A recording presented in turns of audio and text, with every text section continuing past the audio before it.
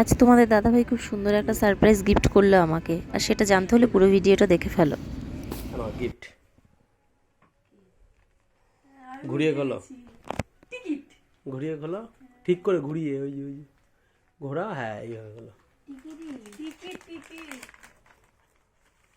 তোমার স্বপ্নে দেখা স্বপ্ন দেখা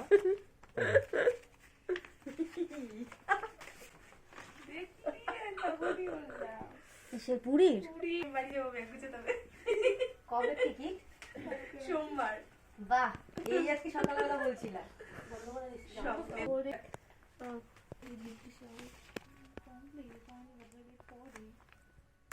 কি আছে এটা? এটা তো কিচ্ছু নেই।